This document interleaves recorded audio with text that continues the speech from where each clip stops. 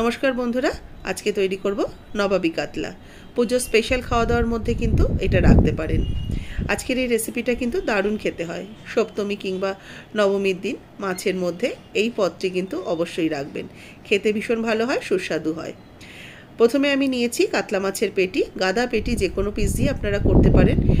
এগুলোকে একটু ম্যারিনেট করে নেবো। এর জন্য কিছুটা দিয়ে দিলাম স্বাদ মতো লবণ, দিয়ে দিলাম গোলমরিচের গুঁড়ো হাফ চা চামচ দিলাম শাহি গরম মশলার গুঁড়ো। এবার ভালো করে মাছটাকে মাখিয়ে নেব। গোলমরিচ, লবণ আর গরম মশলার গুঁড়ো দিয়ে মাছগুলোকে ভালো করে মাখিয়ে নিচ্ছি। মাছের পিসগুলোকে ম্যারিনেট করে রেখে দেবো মিনিট 10 জন্য। একটা মিক্সিং জারের মধ্যে 8-10টা আমন্ড বাদাম নিয়েছি। আমন্ড বাদামটাকে প্রথমে একটু শুকনো গুঁড়িয়ে পাউডার করে নিলাম। এবার এর মধ্যে দিয়ে দেবো টক দই। 2 টেবিল চামচ টক দই দিয়ে একটু সামান্য জল দিয়ে ভালো করে মিক্সিতে পেস্ট করে নেব। এটাকে এবার ভালো করে একটু বেটে নেব। এদিকে কড়াইতে দিয়ে দিচ্ছি হোয়াইট অয়েল। রান্নাটা হবে পুরোটাই হোয়াইট অয়েলে। আর তেলের মধ্যে দিয়ে দেবো একটু ঘি। যেহেতু একটু নবাবী রান্না, সেই জন্য একটু ঘিয়ের ফ্লেভারটা থাকলে ভালো হয়। আপনারা চাইলে কিন্তু পুরো রান্নাটাও ঘি দিয়েই তৈরি করতে পারেন। ঘিয়ের মধ্যে ফোড়ন দিয়ে দিলাম গোটা গরম মশলা, এলাচ, লবঙ্গ, দারচিনি আর 2টো তেজপাতা। কয়েক সেকেন্ড একটু ফোড়নটাকে নাড়াচাড়া করে নিয়ে এবার এর মধ্যে দিয়ে দিচ্ছি মাছের পিসগুলো। ম্যারিনেট করা মাছগুলোকে দিয়ে মাছগুলোকে ভেজে নেওয়ার জন্য দিয়ে দেব। এক পিঠ হয়ে গেলে এগুলোকে উল্টে আরেক পিঠ ভেজে নেব। খুব বেশি লাল করে ভাজবো না, মাঝামাঝি করে ভাজবো। সেই জন্য মোটামুটি 2 থেকে 2.5 মিনিট মতো এগুলোকে 2 পিঠ ভেজে নিচ্ছি। এক পিঠ হয়ে গেলে উল্টে দিচ্ছি। দেখুন এক পিঠ বেশ লাল করে ভাজা হয়ে গেছে। এর বেশি আর লাল ভাজবো না। আর গোটা গরম মশলা, তেজপাতা ফোড়ন দিয়ে মাছটাকে ভাজবেন। তাহলে মাছের মধ্যেও কিন্তু বেশ একটা গরম মশলার একটা ফ্লেভারটা সুন্দরভাবে আসবে, ভালো লাগবে খেতে। একটু স্পেশাল রান্না, স্পেশালভাবে করলেই কিন্তু খেতে ভালো লাগে। মাছগুলোকে এবার উঠিয়ে রাখছি। তেলটা ঝরিয়ে মাছগুলোকে উঠিয়ে রেখে দিচ্ছি।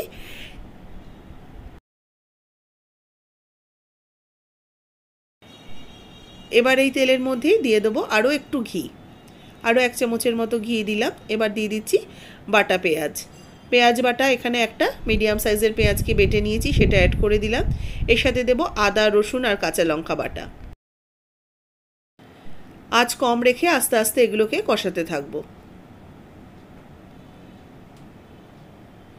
আস্তে আস্তে এগুলোকে কষিয়ে নেবো আঁচটা কম রেখে। আর যতক্ষণ না এটার থেকে বেশ কাঁচা গন্ধটা পেঁয়াজ, আদা, রসুনে চলে যাচ্ছে ততক্ষণ এগুলোকে ভালো করে কষিয়ে নিচ্ছি। মশলাটা কিছুক্ষণ কষিয়ে নেওয়ার পর দিয়ে দেবো জিরের গুঁড়ো 1 চা চামচ, ধনের গুঁড়ো 1 চা চামচ দিয়ে ভালো করে আবারও কিছুক্ষণ কষিয়ে নেব। গুঁড়ো মশলাগুলোকে দিয়ে মশলাগুলোকে ভালো করে কষিয়ে নেব।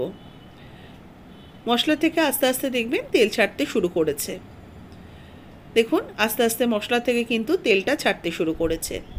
এবার এখানে বেটে রাখা আমন্ড টক দই মিশ্রণটা দিয়ে দিলাম। এবার ভালো করে আবারও কিছুক্ষণ কষিয়ে নেব।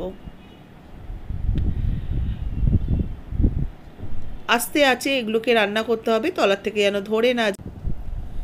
এবার দেব স্বাদ মতো লবণ। আবারও ভালো করে মিক্সড করে নেব।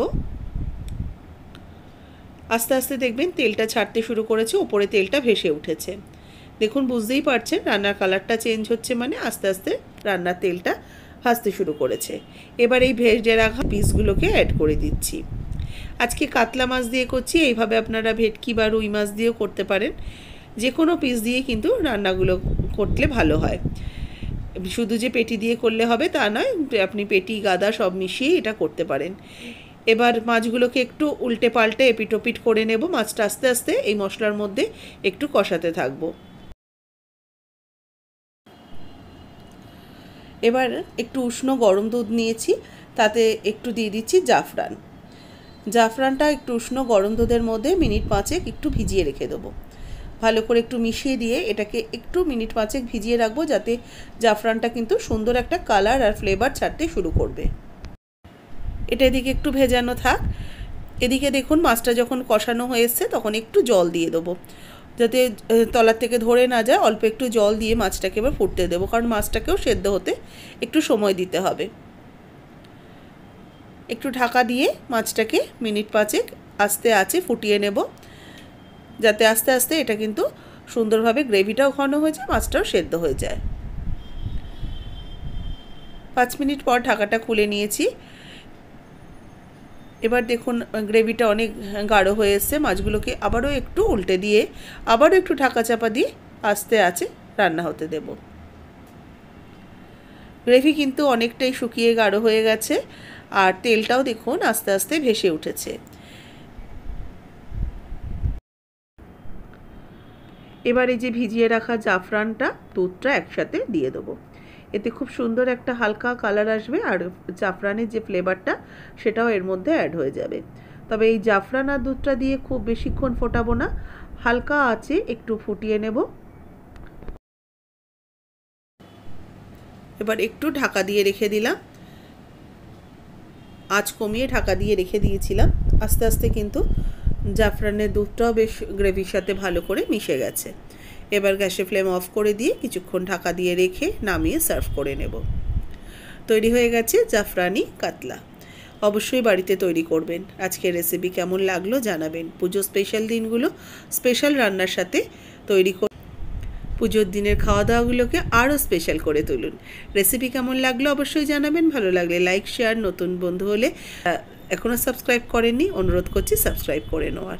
যারা ফেসবুক পেজ থেকে দেখছেন পেজটাকে অবশ্যই ফলো করুন, রেসিপিটাতে একটা লাইক দিয়ে দিন, শেয়ার করুন প্রচুর প্রচুর করে, আর কমেন্টস করে জানাতে ভুলবেন না আমার এই নবাবী কাতলা আপনাদের কেমন লাগলো।